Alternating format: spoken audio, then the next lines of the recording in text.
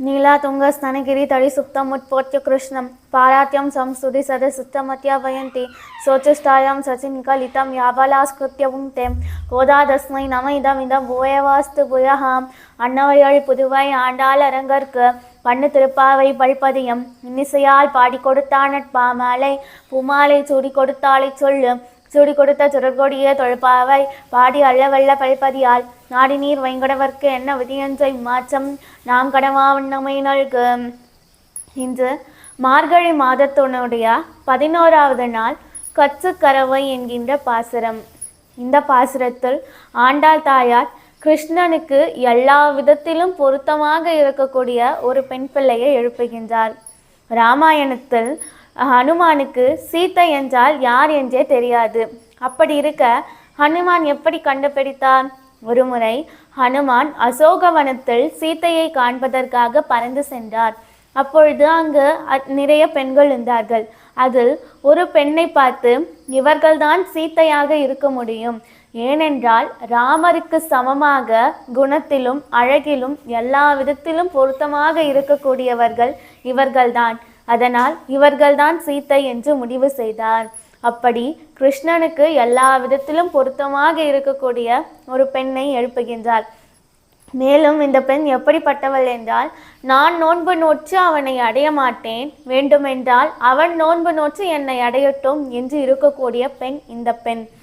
கச்சுக்கரவை கணங்கள் பல கறந்து செற்றா திரளழிய சென்று செருச்செய்யும் குற்றமொன்றில்லாத கோவலத்தம் பொற்கொடியே புட்டர வல்குள் புனமையிலே போதராய் சுற்றத்து தோழிமார் எல்லோரும் வந்து நின் முற்றம் புகுந்து முகிழ்வண்ணன் பேர்பாட சிற்றாதே பேசாதே செல்வ பெண்டாட்டி நீ ஏற்று குழங்கும் பொருளேலோரெம்பாவாய். கச்சுக்கரவை கணங்கள் பல கறந்து. இந்த பெண்ணின் வீட்டில் இருக்கும் பசுமாடுகள் எல்லாம் எப்படிப்பட்டதென்றால் இளமை மாறாத அழகான பசுக்கள். கச்சுக்கரவை கணங்கள் பல கறந்து. எவ்வளவு பெரிய பாத்திரம் வைத்தாலும், எவ்வளவு கனமான பாத்திரம் வைத்தாலும் அதை பாலால் நிரப்பக்கூடிய தன்மை கொண்டது. கச்சுக்கரவை கணங்கள் பல கலந்து செற்றா திரளழிய சென்று செருச்செய்யும். இந்த கோபாலர்கள் எல்லாம் எப்படிப்பட்டவர்கள் என்றால், எதிரியினுடைய இருப்பிடத்திற்கே சென்று அவர்களிடம் சண்டையிட்டு வெல்லக்கூடிய தன்மை படைத்தவர்கள். இந்த கோபாலர்கள் தனக்கு ஏதாவது துன்பம் நேர்ந்தால் தன்னுடைய எதிரிகளை மன்னித்து விடுவார்கள்.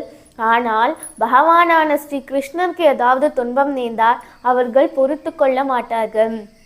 இந்த கிருஷ்ணனுக்கு அனைத்து மக்களை காட்டிலும் கோபாலர்கள் தான், இந்த ஆயர்பாடி கோபாலர்களை தான் பிடிக்குமா? ஏனென்றால் எப்பொழுதும் கிருஷ்ணனுக்காகவே உழைத்து கொண்டு இருப்பார்கள். இந்த கோபாலர்களை காட்டிலும் கோபிகைகளை தான் பிடிக்குமா? ஏனென்றால் கோபிகைகள் கிருஷ்ணன் மீது மிகவும் பிரீத்தியாக இருப்பார்கள். அந்த கோபிகைகளை காட்டிலும் பசுமாடுகளை தான் பிடிக்குமான். ஏனென்றால் அந்த பசுமாடுகள் கிருஷ்ணனுக்கு பாரதந்தரியமாக இருக்கும், கிருஷ்ணனுக்கு இட்ட வழக்காக இருக்கும். கிருஷ்ணன் எந்த இடத்தில் விடுகின்றானோ அந்த இடத்தில்தான் புல்லை மேயும். அதே போன்று அந்த பசுமாடுகளை காட்டிலும் கன்றுக்குட்டியை தான் மிகவும் பிடிக்குமாம். ஏனென்றால் பாரதந்தரியமாக இருக்கும் மாடுகளுக்கு இந்த கண்ணுக்குட்டி ததிய சேஷத்துவமாக, அதாவது பகவானுடைய பக்தர்களுக்கு கைங்கரியம் செய்வது ததிய சேஷத்துவம். அதனால் பகவானுக்கு இந்த கன்றுக்குட்டியை மிகவும் பிடிக்குமா. இப்படிப்பட்ட பசுக்கள் இந்த பெண்ணிடம் உள்ளது.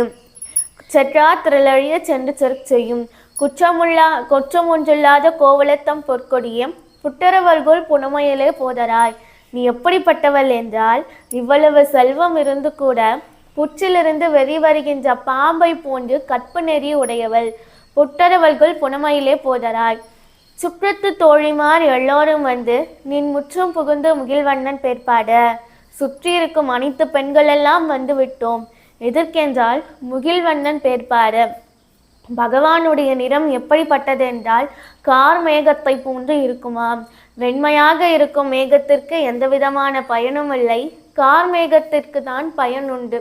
விவசாயிகளுக்கு மேகத்துடைய கருமையான நிறத்தை பார்த்தால் அவர்களுக்கு மிகவும் மகிழ்ச்சியாக இருக்கும். அதே போன்று ஸ்ரீ வைஷ்ணவர்களுக்கு பகவானுடைய அந்த கார் மேனியை பார்த்தால் மிகவும் ஆனந்தமாக இருக்குமாம். அப்படிப்பட்ட நிறத்தை உடையவன்.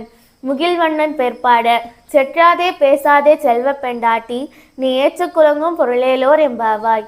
உள்ளே இருந்து எங்களிடம் சிறு சிறுன்னு பேசாதே, வெளியில் வந்து எங்களிடம் முழுமையாக பேசு என்று ஆண்டாள் தாயார் கூறுகின்றார்.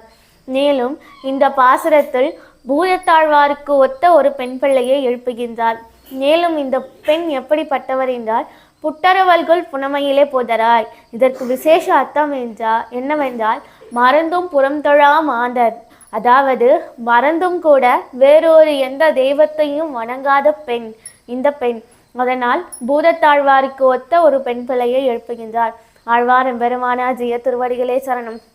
திருக்கோவிலூர் எம்பெருமானார் ஜெய திருவடிகளே சரணம். கோவிந்தாச்சாரியன் திருவடிகளே சரணம்.